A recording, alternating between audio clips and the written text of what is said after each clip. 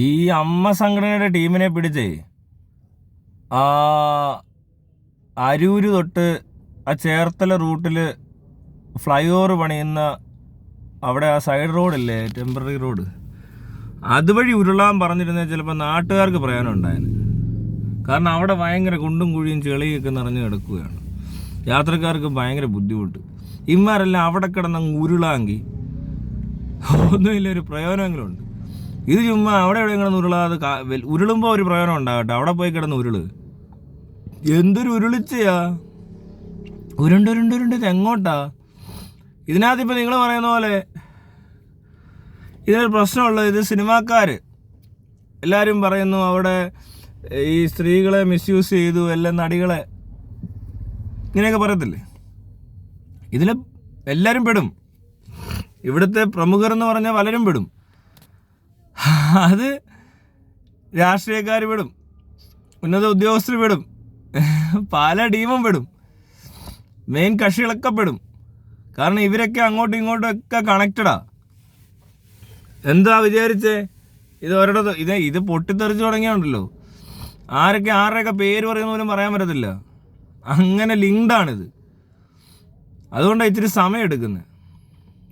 ഒരു കാര്യം ഞാൻ പറയാം, ഈ പറഞ്ഞ ലിസ്റ്റിലുള്ളവരുടെ പേരൊക്കെ ആരെങ്കിലുമൊക്കെ പറഞ്ഞാൽ ഇനി കൂടുതൽ പെൺകുട്ടികൾ അവരുടെ അടുത്ത് പോയി പെടാതിരിക്കും. മര്യാദയ്ക്ക് പോകേണ്ടവർ മര്യാദയ്ക്ക് പോകും, അല്ലാത്തവർ അവിടെ ചെന്ന് കയറിക്കോട്ടെ. ഇവരുടെ കൂടെയൊക്കെ വർക്ക് ചെയ്യുമ്പോൾ അറിയാമല്ലോ ഇവരൊക്കെ എങ്ങനെയാണ് അവിടെ എത്തിയതെന്നും അല്ലെങ്കിൽ എന്തായിരുന്നു ഇവരുടെ ആ ഒരു എന്താ പറയുക ഈ ഒരു സിനിമയിൽ അഭിനയിക്കാൻ ചാൻസ് കിട്ടിയത് എങ്ങനെയാണെന്നൊക്കെ മനസ്സിലാക്കാൻ പറ്റും. ഒന്ന് ആലോചിച്ച് നോക്കി, ഇങ്ങനെയുള്ള ടീമുകൾ മൊത്തം നിരന്ന് നിൽക്കുമ്പോൾ അതിനകത്തൊരു നടി കയറി പറ്റണമെന്നുണ്ടെങ്കിൽ അവർ ശരിക്കും ബുദ്ധിമുട്ടും. അതേസമയം ഇത് അവരെ അറിയാമെങ്കിൽ പിന്നെ ബാക്കിയുള്ള പെണ്ണുങ്ങൾ അങ്ങോട്ട് പോകാതിരുന്നാൽ മതി. പട്ടിയുണ്ട് സൂക്ഷിക്കുക എന്ന് പറഞ്ഞ് ബോർഡ് വെക്കുന്ന പോലെ പ്രമുഖനുണ്ട് സൂക്ഷിക്കുക എന്നങ്ങോട്ട് എഴുതി വെച്ചാൽ തീരാവുന്ന പ്രശ്നമേ ഉള്ളൂ. പ്രമുഖനുണ്ട് സൂക്ഷിക്കുക എന്താ അല്ലേ? എന്നിട്ട് പിന്നെയും കിടന്ന് ഉരുളുക, മെഴുകുക, എന്തൊക്കെയാ പറയുന്നിരുന്നുകൊണ്ട് അവിടെ ഇവിടെയും തൊടാതെ. ശരിക്കും പറഞ്ഞാൽ ഇവർ സംഘടനയാണ്, മറ്റാണ്, മറിച്ചാണെന്നൊക്കെ പറയുമ്പോൾ ഒരു ഇൻഡസ്ട്രിയിൽ നടന്ന ഒരു പ്രശ്നം ഏറ്റവും ഗുരുതരമായ പ്രശ്നങ്ങളാണ്. അതിനകത്ത് ഇല്ലാത്ത പ്രശ്നങ്ങളൊന്നുമില്ല. ഈ പറഞ്ഞ പോലെ പീഡനം നടക്കുന്നു, അതുപോലെ തന്നെ അവസരങ്ങൾ കിട്ടാതെ പോകുന്നു. തൊഴിലിടത്തിലാണെന്ന് ഓർത്തോണം ഇത് നടക്കുന്നത്. ഇതിനകത്ത് ആണും പെണ്ണും കുഞ്ഞും എല്ലാം പീഡിപ്പിക്കപ്പെടുക. ഹരാസ്മെൻറ്റ്സ് അത് വേറെ. എല്ലാം കഴിഞ്ഞിട്ട് ഒന്നും അറിയാത്ത പോലെ കുറച്ച് ആൾക്കാർ ഇത്രയും വർഷം ഇതിനകത്തൊന്നും പെടാത്ത ആൾക്കാരാണ് ഇവിടെ ഉള്ളതെന്ന് പറഞ്ഞാൽ പലരുടെയും വർത്താനമൊക്കെ കേൾക്കുമ്പോൾ ചിരി വരും.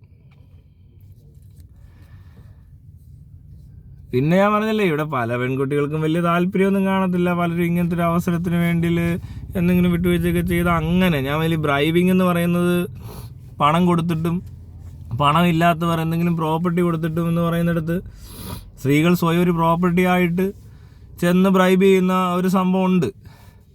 അത് അവർ തീരുമാനിക്കുന്നു, ഓക്കെ, അത് തീരുമാനിച്ചവരുടെ കാര്യം ഓക്കെയാണ്. പക്ഷെ അത് കഴിഞ്ഞിട്ടാണെങ്കിലും ഇവർ പിന്നെയും പലയിടത്ത് ചെല്ലുമ്പോഴും ഇതേ അവസ്ഥ. ഇത് ഇവർ തന്നെയല്ലേ കണക്റ്റ് ആവുന്നേ. അപ്പോൾ അടുത്തടുത്തോട്ട് പ്രസൻറ്റ് ചെയ്യും, ഇന്ന ആളാണ്, അങ്ങോട്ട് പൊക്കോ, ഇതിങ്ങനെയാണ്. ഞാൻ പറയട്ടെ, കോംപ്രമൈസ് ഷൂട്ട് എന്ന് കേട്ടിട്ടില്ലേ? അങ്ങനൊരു സംഭവമുണ്ട്, കോംപ്രമൈസ് ഷൂട്ട് എന്ന്. വളരെ കോമൺ ആയിട്ട് യൂസ് ചെയ്യുന്ന ഒരു ടേമാണ് ഈ പറഞ്ഞ ഇൻഡസ്ട്രിയിലൊക്കെ. അത് അഡ്വർടൈസ്മെൻറ്റ് ഇൻഡസ്ട്രിയിൽ, മോഡലിങ്ങിലൊക്കെ ഉണ്ട്. അതുപോലെ തന്നെ നമ്മളിപ്പോൾ ഒരു സിനിമ പ്രൊഡക്ഷനുമായിട്ട് ബന്ധപ്പെട്ട് പലരെയും കോണ്ടാക്ട് ചെയ്താൽ പലരും അഡ്ജസ്റ്റ്മെൻറ്റിനെ പറ്റി സംസാരിക്കും. ഇതൊക്കെ എല്ലാവർക്കും അറിയാവുന്ന കാര്യം. ഇവിടെയൊക്കെ കോമൺ ആയിട്ട് ഏതൊരു പൊട്ടച്ചക്കനോട് ചോദിച്ചാൽ അറിയാം എന്താണ് ഈ അഡ്ജസ്റ്റ്മെൻറ്റ്. പലരും അഡ്ജസ്റ്റ് ചെയ്താലേ പറ്റത്തുള്ളൂ. ചില പടങ്ങളൊക്കെ ഇറങ്ങും ഇങ്ങനെ ചുമ്മാ ഈ പറഞ്ഞ പോലെ കള്ളപ്പണം വെളുപ്പിക്കാനാണെന്ന് തോന്നുന്നു നമുക്കിത് കണ്ടു കഴിഞ്ഞാൽ. യാതൊരു കാര്യമില്ല പടം എടുക്കണ്ടേ. കുറേ നടികളും കാണും, എന്നിട്ട് ചുമ്മാ ഒരു പടം. ഇതിനാരായി കാശ് മുടക്കുന്നതെന്ന് ചോദിച്ചാൽ ഇതുപോലത്തെ ഇൻട്രസ്റ്റഡ് ആയിട്ടുള്ള ആൾക്കാർ.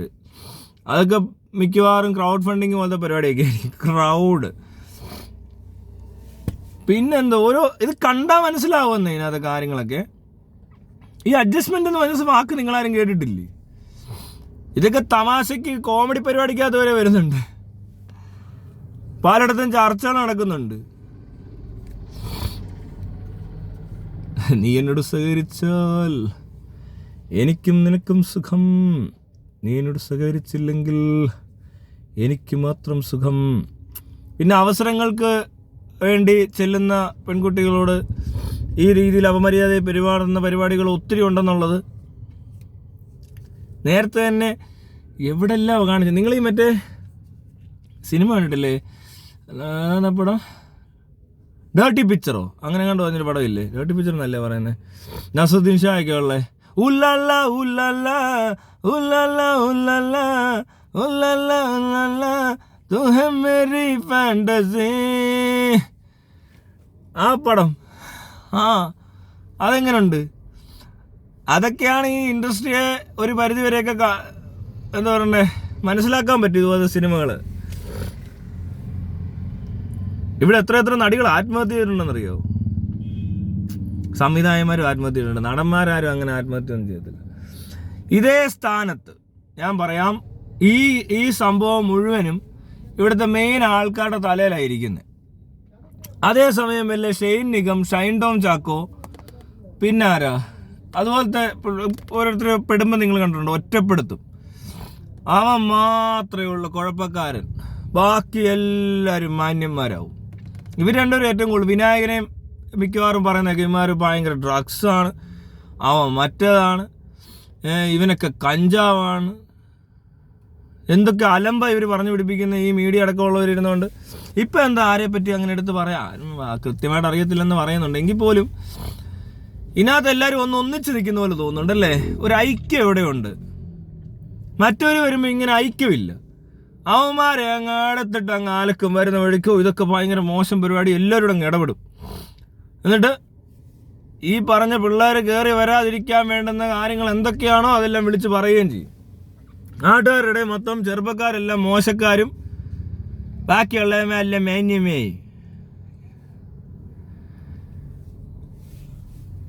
ഇതെന്ന് വെച്ചാൽ ഒരു ടീമുണ്ട് ഇതിനകത്ത്, എന്താണെങ്കിലും ഉണ്ട്.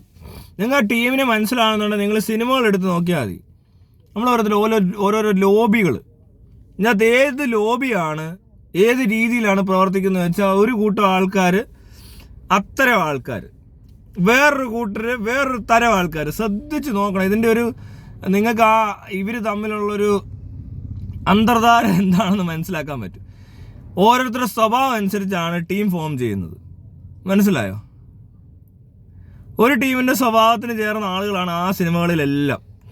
അവരുമായിട്ട് ഒത്തൊരുമിച്ച് പ്രവർത്തിക്കുന്ന, അല്ലെങ്കിൽ ഇവരുടെ ഒരു സംവിധായകനായിക്കോട്ടെ, പാട്ടുകാരനായിക്കോട്ടെ, സംഗീതമായിക്കോട്ടെ, ക്യാമറമാനായിക്കോട്ടെ, തിരക്കഥാകൃത്തായിക്കോട്ടെ, എല്ലാവരും ഒരു ടീമാണ്. വേറൊരു ടീമുണ്ട്, അവരുടെ ആ പ്രായവും വ്യത്യാസമുണ്ട്. ഇതിനകത്ത് ഏജ് ഗ്രൂപ്പൊക്കെ ഭയങ്കര പ്രാധാന്യമുള്ള കാര്യങ്ങളാണ്. ഓരോ ടീമിനും ഓരോ സ്വഭാവമാണ്. ഇതിനകത്ത് ഏതൊക്കെ ടീമിൻ്റെ സ്വഭാവത്തിനനുസരിച്ചാണ് പരാതി എന്ന് നോക്കിയാൽ നമുക്ക് കൃത്യമായിട്ട് മനസ്സിലാക്കാൻ പറ്റും ഇത് ഏത് ടീമിലാണ് ഈ അലമ്പ് നടക്കുന്നത്.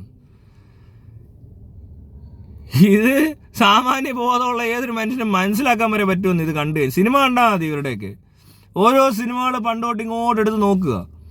ചുമ്മാ പൊട്ടുന്ന കുറേ പടങ്ങളുണ്ട്, വെറുതെ എടുക്കുന്ന പടങ്ങൾ. ചിലതൊന്നും തിയേറ്ററിൽ പോലും വരത്തില്ല. ഇനി വന്നാൽ തന്നെ അത് ഓടത്തില്ല, വെറുതെ.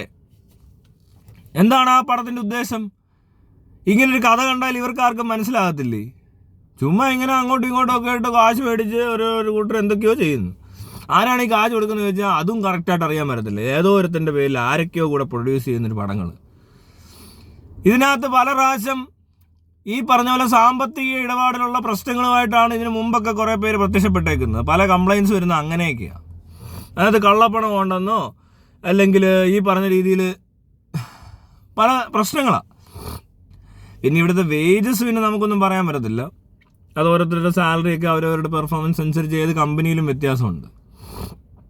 പക്ഷെ ഈ വക തട്ടിപ്പുകൾ, പണ ഇടപാടുകളിലുള്ള പ്രശ്നങ്ങൾ എന്തെല്ലാം നിങ്ങളൊന്ന് ആലോചിക്കുക. ഇത്രയും അഴിമതിയും ഇത്രയും പീഡനവും ഇത്രയും തറ പരിപാടി നടത്തിക്കൊണ്ടിരുന്നവന്മാർ കഴിഞ്ഞ ഇടയ്ക്ക് ഒരു 1-1.5-2 വർഷമായിട്ട് ഇവിടെ ഇരുന്ന് കളിക്കുന്ന കളി ശ്രദ്ധിച്ചിട്ടുണ്ടോ? എഡിറ്റിങ് പഠിക്കാത്തവരാണ് സിനിമ തകർക്കുന്നത്, യൂട്യൂബേഴ്സും റിവ്യൂവേഴ്സും ആണ് സിനിമ പൊട്ടിക്കുന്നത്. എന്തൊക്കെ മറയാ സൃഷ്ടിച്ചത്. ഈ ഹേമ കമ്മീഷൻ റിപ്പോർട്ടിൻ്റെ പരിപാടി തുടങ്ങിയ പിന്നെ നിങ്ങൾ ശ്രദ്ധിച്ചാൽ മനസ്സിലാവും, പലരുടെ മണ്ടയ്ക്ക് ആവശ്യമില്ലാത്ത ഓരോ ആരോപണങ്ങളൊക്കെ അടിച്ചേൽപ്പിച്ചിട്ട് ചുമ്മാ അതും പറഞ്ഞ സമയങ്ങൾ എല്ലാവരുടെയും ഒരു ശ്രദ്ധ തെറ്റിക്കുന്ന ഒരു പരിപാടി ഇവിടെ നടത്തുന്നുണ്ടാകും. പിന്നെ പൊതുവെ നന്മ പ്രവർത്തികൾ പലരുടെ ഭാഗത്തുനിന്നും കൂടിയിട്ടുണ്ട്. പലരും ഈ പറഞ്ഞ പോലെ എന്താ പറയുക, ഇൻ്റർവ്യൂസിലും എല്ലാം വന്നിരുന്ന് ഭയങ്കര ക്യൂട്ട്നെസ് അഭിനയിക്കുന്നു, ഓവറായിട്ട് ആൾക്കാരുടെ ഇടയിൽ ഇടപെടുന്നു. ഇതെല്ലാം കാണുമ്പോൾ സംശയം തോന്നത്തില്ല, നമുക്കാർക്കും സംശയം തോന്നില്ല. ഇപ്പോഴാണ് അതൊക്കെ മനസ്സിലാവുന്നത് അല്ലേ, എന്തിനാണ് ഇവരൊക്കെ ഇത്രയും മറ സൃഷ്ടിച്ചതെന്ന്.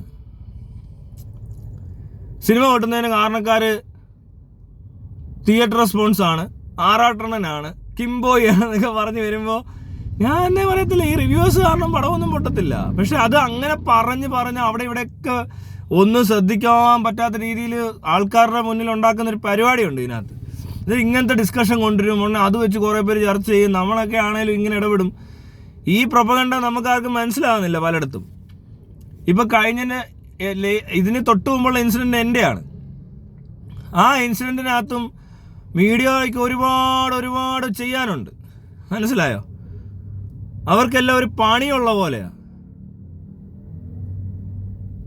അതിനകത്ത് പോലീസിൻ്റെ സഹകരണം അത് വേറെ. ഇതെന്തോ ഇത് കണ്ടാലറിയാം. എന്നിട്ട് പോലീസുകാരുടെ ഒരു ദിവസത്തെ മുഴുവൻ പണി ഇതായിരുന്നു, എൻ്റെ പുറകെ നടക്കുക. മീഡിയയുടെ അന്നത്തെ ഏറ്റവും വലിയ കേസാണ് കേരളത്തിൽ. 2,43,000 ക്രൈംസ് ജൂലൈയോടുകൂടി രജിസ്റ്റർ ചെയ്തിട്ടുള്ള പോലീസിൻ്റെ വെബ്സൈറ്റ് കയറിയാൽ നിങ്ങൾക്ക് കാണാൻ പറ്റും. അത്രയും കേസുകളിൽ ഒരു ദിവസം മുഴുവനും യൂട്യൂബിൽ എന്തോ മയിരെന്ന് പറഞ്ഞ വാക്ക് ഉപയോഗിച്ചതിൻ്റെ പേരിൽ അത് ഭയങ്കര തെറിവിളിയായിട്ടും വ്യക്തി അധിക്ഷേപം എന്നൊക്കെ പറഞ്ഞ് കഥയടിച്ച് വിട്ടിട്ട് ടെറിട്ടോറിയൽ ആർമി വരുന്ന് പിടിക്കാന്നൊക്കെ പറഞ്ഞ് എന്തൊക്കെയോ പറയുന്നിരുന്നു. ഇതൊക്കെ മീഡിയയുടെ സഹകരണമാണ്. വാർത്തയൊന്നും അങ്ങനെ അധികമൊന്നും വിശ്വസിക്കേണ്ട കേട്ടോ. ഇവിടെ ഇവന്മാർക്ക് കാശ് കിട്ടുന്നിടത്തോട്ട് കയറി അവർക്ക് വേണ്ടി പണിയെടുക്കുന്നവരെന്നേ ഉള്ളൂ കൂടുതലും, അല്ലാതെ സത്യസന്ധമായിട്ടൊന്നും അറിയാൻ പറ്റത്തില്ല. ചോദ്യങ്ങളും ചോദിക്കത്തില്ലെന്ന് ഇവരൊന്നും. ഇപ്പം പലരും ചോദിക്കുന്ന ചോദ്യമൊക്കെ അത്ര കറക്റ്റായ ചോദ്യങ്ങളൊന്നും അല്ല, നല്ല കിടിലൻ ചോദ്യങ്ങൾ വേറെ ചോദിക്കുക ഇവരൊക്കെ നേരെ കിട്ടിക്കഴിഞ്ഞാൽ. അതൊന്നും അല്ല ചോദിക്കുന്നത്. നിങ്ങളൊന്ന് ആലോചിച്ച് നോക്ക്. പലരുടെയും ചോദ്യങ്ങൾ, പലരുടെ അഭിപ്രായങ്ങൾ, ഇവരുടെ ചർച്ചകൾ എല്ലാം ചുമ്മാ സമയം കളയുക. ആൾക്കാരെ വെറുപ്പിച്ചപ്പോൾ ഇത് നിർത്തിക്കും. കണ്ടോണം, ഈ കേട്ടിരിക്കുന്നവന് മടുക്കുമെന്ന്. അതുപോലത്തെ രീതിയിൽ ചർച്ച നടത്തുക, ഭയങ്കര കാര്യമായ ചർച്ചയാണ്. വന്നിരിക്കുന്നതൊക്കെ ചുമ്മാ വെടലകളും. എന്നിട്ട് ഓരോ ദിവസവും ഓരോ പൊട്ടത്തരം പറയും, സമയം കളയും. അങ്ങനെ ഇത് ചൂട് പിടിച്ചിരിക്കുന്നതുകൊണ്ട് അവിടെ ഇവിടെയും തൊടാതെ, ആർക്കും ബുദ്ധിമുട്ടുണ്ടാക്കാതെ, അല്ലെങ്കിൽ ഈ പറഞ്ഞ പോലെ കുറ്റവാളികളുടെ നേരെ ഒരു വിരൽ പോലും ചൂണ്ടാതെ, വേട്ടക്കാരൻ സേഫ് ആയിട്ടിരിക്കുമ്പോൾ ഇരകൾ ആരാന്നറിയാത്തവരും ഒക്കെ കൂടെ ഇരുന്നുകൊണ്ട് വെറുതെ അങ്ങ് സംസാരിക്കുക. ഈ പരിപാടിയിൽ നേട്ടമുള്ളവർ വന്നിരുന്നുകൊണ്ട് ഈ പറഞ്ഞ ഇതിനകത്ത് വലിയ കുഴപ്പമില്ലാത്ത രീതിയിൽ ഇടപെടും. നഷ്ടങ്ങൾ സംഭവിച്ച ആരെങ്കിലും നിങ്ങൾ ഈ TV കണ്ടോ? വളരെ കുറച്ച് പേര് വന്ന് അവിടെ നിന്ന് ഇവിടുന്നൊക്കെ ഏതോ അന്യസംസ്ഥാന തൊഴിലാളി എന്നൊക്കെ പറയുന്ന പോലത്തെ ഏതോ സ്ത്രീ വന്നൊക്കെ സംവിധായകന്മാർക്കെതിരെയൊക്കെ സംസാരിക്കുന്ന കേട്ട്. അതൊന്നും പോരാ. പിന്നെ ഞാൻ വേണ്ടി പാർവതി തിരുവത്ത് വരുമ്പോഴും ഞാൻ ഇവിടെ നിന്ന് വീഡിയോ ഇടുന്നുണ്ട്. ഇവരെന്താ പേര് പറയാതിരുന്നുകൊണ്ട് ഇങ്ങനെ കംപ്ലൈൻറ്റ് പറഞ്ഞുകൊണ്ടേ ഇരിക്കുമോ? അന്നേ കേസ് കൊടുക്കണം, അല്ലാതെ ഇതും പറഞ്ഞ് ഇങ്ങനെ സംസാരിച്ചിരിക്കേണ്ട വിഷയമല്ലല്ലോ ഇതൊക്കെ. അതെങ്ങനെ അങ്ങനെ സംസാരിച്ചിട്ട് പോകാൻ പറ്റുന്നത്? നമ്മളെ ഒരാൾ ഏതെങ്കിലും രീതിയിൽ ഉപദ്രവിച്ചിട്ടുണ്ടെങ്കിൽ, പീഡിപ്പിച്ചിട്ടുണ്ടെങ്കിൽ പേരും പറയത്തില്ല. അവരിരുന്ന് ഇങ്ങനെ ചുമ്മാ കഥയൊക്കെ പറഞ്ഞ് അതിനിടെ ശീശയൊക്കെ വലിക്കുന്ന ഞാൻ നോക്കിയപ്പോൾ പാർവതി. എന്നിട്ട് ഇപ്പോഴും വന്നിരുന്ന് എന്തൊക്കെയോ പറയുക, അപ്പോഴും ആളുകളുടെ പേരില്ല. പിന്നെ എന്തിനാ ഇത് പറയുന്നത്? ഇത് ആദ്യം ചെയ്യേണ്ട പണി ചെയ്യാതെ ആദ്യം ചെയ്യേണ്ടത് എന്തുവാ? കേസ് കൊടുക്കണം. കേസ് കൊടുത്തു കഴിയുമ്പോൾ പോലീസ് അത് അന്വേഷിച്ചോളും. ഇൻഫ്ലുവൻസ് ചെയ്യുന്നതൊക്കെ ഇൻഫ്ലുവൻസ് ചെയ്തോട്ടെ, പക്ഷെ കേസ് ഉണ്ടാവുമല്ലോ. പിന്നെ അടുത്ത ആൾ കേസ് കൊടുക്കും. അങ്ങനെ കുറച്ചാകുമ്പോഴത്തേക്കിന് ഇവർക്ക് മടുക്കും ഇവന്മാരെ. അങ്ങനെ അങ്ങ് പിന്നൊരു കാര്യമുണ്ട്, ഒന്നുമില്ലല്ലോ ഇവർ പേടിച്ചിട്ടെങ്കിലും ഇത് ചെയ്യാതിരിക്കും. ഇത് അതും ഇല്ല. സ്ത്രീകളാണ് അത്ര സ്ത്രീകൾ. എന്തിയാ ബാക്കി സ്ത്രീകളൊക്കെ? ഈ പറഞ്ഞ മെയിൻ സ്ത്രീകളൊക്കെ ഒന്ന് പറയാമോ? ഇവരുടെയൊക്കെ പേരെന്തുവാ, ആരാണ് അന്ന് അങ്ങനെ ചെയ്തതെന്ന് തീർത്ത് പറയാമെങ്കിൽ പിന്നെ കാണാം ഇവിടെ എന്താ നടക്കുന്നതെന്ന്. ഇവർ പറയാത്തതുകൊണ്ടാണ് പലരും. പിന്നെ അവർക്കും താഴെയുള്ളവർ പേടിക്കത്തില്ല. ഈ മെയിൻ ആൾക്കാർ പറയാൻ വഹിക്കുന്ന കാര്യം എങ്ങനെയാണ് താഴോട്ടുള്ളവർ പറയുന്നത്. ഇനി ഏറ്റവും താഴെക്കിടയെന്ന് പറഞ്ഞു വരുമ്പോൾ ലാസ്റ്റിൽ ഏറ്റവും സേഫായിട്ട് പറയാതിരിക്കുവാണോ? അത്രയൊക്കെ പറ്റത്തുള്ളായിരിക്കും, ആർക്കറിയാം. അല്ലേ എനിക്ക് നഷ്ടമല്ലേ എന്നുള്ള വിചാരമാണ്. ഇതിനകത്ത് ഞാൻ പറഞ്ഞില്ല, ഒറ്റ കാര്യമേ ഉള്ളൂ. ഇത് സംഭവിച്ച നേരത്തെ നിങ്ങളെ ആ ഓർമ്മകളിലേക്കൊന്ന് പോകണം.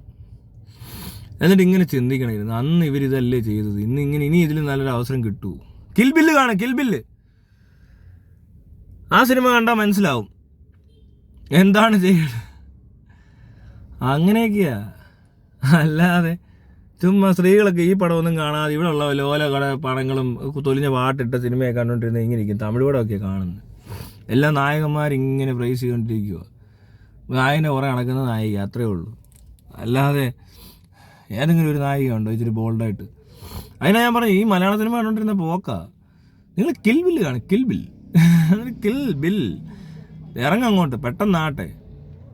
ഇതിനൊന്നും പറ്റിയില്ല. പിന്നീട് ഇനി ഒരിക്കൽ വന്നിട്ട് അതല്ല ഇതാണ് ഞാൻ അന്ന് പറയാതിരുന്നതാണ് ഇന്ന് പറഞ്ഞാന്ന് പറഞ്ഞാൽ പിന്നെ നാട്ടുകാർ ചീത്ത വിളിക്കും എല്ലാത്തിനെയും.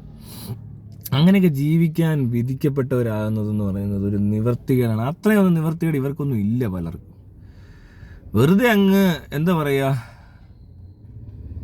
സ്വാർത്ഥതയും എന്തോ സംഭവിച്ചാലും അങ്ങ് കാശുണ്ടാക്കിയാൽ മതി എന്നുള്ളൊരു ചിന്തയും ഇതെല്ലാം കൂടെ ആകുമ്പോഴേ ഇങ്ങനെയുള്ള സ്ഥലത്തൊന്നും സംസാരിക്കാൻ പറ്റാതെ പോകുന്നത്. എല്ലാം സംസാരിക്കുക അല്ലേ. പിന്നെ ഇനി വല്ല മുതൽവൻ സ്റ്റൈലിൽ നിങ്ങൾ എനിക്ക് ഒരാഴ്ചത്തേക്ക് ഈ മുഖ്യമന്ത്രി ഒന്ന് മാറിയിട്ട് എനിക്ക് തരാമോ? ഒറ്റ ആഴ്ച കൊണ്ട് ഇത് ക്ലിയർ ചെയ്തത്, ഒരാഴ്ച മതി. എല്ലാത്തിനെയും ഈ ഗവൺമെൻറ്റിൻ്റെ പവർ എന്താണെന്ന് ഞാൻ കാണിച്ചു തരാം. സംശയമില്ലാത്ത കാര്യമായിട്ട് ഇത് ക്ലിയർ ചെയ്യാൻ വലിയ പാടൊന്നുമില്ല. പെട്ടെന്ന് റെഡിയാക്കാം. ആ റിപ്പോർട്ടല്ലേ പേരടക്കം ഞാൻ വെളിപ്പെടുത്തിയിട്ട് വരുന്ന അടുത്ത ബാക്കി നമുക്ക് അവിടെ വെച്ച് നോക്കാം.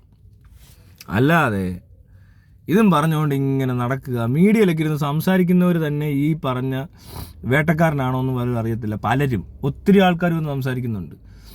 അറിയാത്ത പോലൊക്കെ ഇരിക്കുന്നവർ. ഇവർ ആരാണ് ഈ വേട്ടക്കാരൻ? ഇതിനകത്ത് ആരാണ് ഈ പവർ ഗ്രൂപ്പിലുള്ളവൻ? അവരെ ഒന്ന് സംസാരിക്കാൻ അനുവദിക്കാതിരിക്കാവോ? ഞാൻ എത്ര ദിവസമായിട്ട് പറയുക ഇത്. ഈ റിപ്പോർട്ടിലുള്ളവർക്ക് അറിയാമല്ലോ, റിപ്പോർട്ട് എടുത്തവർക്കറിയാം, പോലീസിനറിയാം, അല്ല വേണ്ട ഈ പറഞ്ഞ പോലെ കമ്മീഷനറിയാം, കമ്മിറ്റിക്ക്. അവർ പറയേണ്ട ഇന്ന ആൾക്കാർ ഇനി മീഡിയ വന്ന് സംസാരിക്കരുത്. കാരണം ഇരകളുടെ മുന്നിൽ ഈ വേട്ടക്കാരൻ തന്നെ ഇരിക്കുകയാണോ എന്ന് എങ്ങനെ അറിയാൻ പറ്റും? അല്ലെങ്കിൽ അവരുടെ മീഡിയ കവർ ചെയ്യാൻ പാടില്ല. അവരുടെ ഡാൻസും പാട്ടും കൂത്തുമൊന്നും ഇവിടെ കാണിക്കരുത്. മനസ്സിലായോ? അത്രയെങ്കിലും ചെയ്തിട്ടുണ്ടോ ആവോ? ഇതെല്ലാം കഴിഞ്ഞ് അവസാനം തിരിഞ്ഞ് ഇറങ്ങി വരുമ്പോൾ നമ്മൾ ഈ കണ്ട പലരുമാണ് ഇതിനകത്ത് ഉണ്ടാകുന്നവർ, അല്ലേ അവരൊക്കെയാണ് ഇതിനകത്ത് പലരും പറഞ്ഞിട്ടുള്ള ആൾക്കാരെന്ന് വന്നു കഴിഞ്ഞാൽ അത് നാണക്കേടല്ലേ? എത്ര വലിയ പവർഫുള്ളാണെന്നാണ് ഈ പറയുന്നത്. ഇവരെല്ലാം ജുഡീഷ്യറിയൊക്കെ പവർഫുൾ പോലെ തോന്നിയത് ആ ഈ റിപ്പോർട്ട് വിട്ടിട്ട് കുറേ ദിവസങ്ങൾ. എൻ്റെ അവസാനം ഹൈക്കോർട്ടിൽ നിന്നും എന്തോ ഇത് കോടതിക്ക് സമർപ്പിക്കണമെന്നോ എന്തോ പറഞ്ഞുകൊണ്ടൊരു സാധനം ഇപ്പോഴാണ് വരുന്നത്. പോലീസിനേക്കാൾ എന്തായാലും ഇവർ പവർഫുള്ളാണ്. പോലീസൊക്കെ ഇവർ പറയുന്നതിനനുസരിച്ച് വർക്ക് ചെയ്യുന്നുണ്ട്. വിളിച്ച് പറഞ്ഞാൽ മതി, അപ്പം തന്നെ ചില ആൾക്കാരൊക്കെ ഇടപെടുന്നുണ്ട്. ആ ആൾക്കാരൊക്കെ ഇപ്പോൾ എവിടെ ആണുണ്ട്? ഇടണമെന്ന് കേട്ടാൽ ഇടപെടത്തില്ല, തല്ലി കൊന്നാലും ഇടപെടത്തില്ല. അവരതൊന്നും അറിയത്തില്ല. അവർക്ക് ആകെ അറിയാവുന്ന യൂട്യൂബിലൊക്കെ എന്തെങ്കിലും പറയുന്നുണ്ടോ നോക്കിയിരിക്കുക. ഇവിടെ കുറേ വലിയ പുള്ളികൾ. എന്തൊരു നാണക്കേട്. ആരെയും പറ്റിക്കാൻ നോക്കുന്നു? സ്വയമോ? ഇങ്ങനെ സ്വയം പറ്റിച്ച് ജീവിക്കുന്നതിനകത്തൊരു വലിയ സന്തോഷമൊന്നും കണ്ടെത്തണമെന്നേ. ഇതൊക്കെ നേരെ കറങ്ങി വരുന്നത് നിങ്ങൾ കണ്ടോണം. നിങ്ങളിത് ഒന്നാമത് ഒരുപാട് കള്ളത്തരങ്ങൾ ചെയ്ത് കഴിഞ്ഞാൽ തിരിച്ചടി തന്നെത്താനെ സംഭവിക്കാറ്. അതിന് വേറെ പുറത്തുനിന്നുള്ള ദൈവമോ കർമ്മയോ ഒന്നും ഇല്ല. അത് ഈ തലച്ചോറ് തന്നെ ഇങ്ങനെ റിയാക്ട് ചെയ്യും. അല്ല അതുപോലത്തെ ചുറ്റുപാട് ചെന്ന് പെടും. എപ്പോഴും ഈ ഉടായ്പം തരികയാണെങ്കിൽ കൂട്ടുകാരെല്ലാം ഉടായ്പായി പോയില്ലേ? അപ്പോൾ എന്താ പറ്റുക? തരികിടകളെല്ലാം കൂടെ കൂടിയിരുന്ന് അവസാനം അങ്ങോട്ടും ഇങ്ങോട്ടും കുത്തും വെട്ടുവായി ഇവന്മാർ തമ്മിൽ തല്ലി കോളമാക്കും. അതൊക്കെയാണ് സംഭവിക്കാൻ പോകുന്നത്. ഇനിയും വരും കേട്ടോ. ഇനിയിപ്പോയാലും തിങ്കൾ ചൊവ്വ ബുധൻ, ഇന്നിപ്പോൾ എന്താ വെള്ളി ശനി ഞായർ തിങ്കൾ ചൊവ്വ ആയിട്ട് എന്തെങ്കിലും അറിയാം. അതുമല്ലെങ്കിൽ അത് കഴിഞ്ഞാൽ പിന്നെ ഉണ്ടാകാൻ പോകുന്നത് വേറെ സാധനമുണ്ട്. അതെന്താണെന്ന് ഞാൻ അപ്പം പറയാം. അത് കഴിഞ്ഞിട്ട് ഇത് നടന്നില്ലേ വേറെ സംഭവം നടക്കും. ഇതെല്ലാം എനിക്കറിയാൻ പറ്റുന്നുണ്ട്. ഇവിടെ പല വാർത്തകളല്ലേ നമ്മൾ അറിയുന്നത്. തൽക്കാലം ഒന്നും പറയുന്നില്ലെന്നേ ഉള്ളൂ. ഇതിനപ്പുറത്തെ പരിപാടി നടക്കാൻ പോവുക ഇവിടെ. അതാണ് രസം.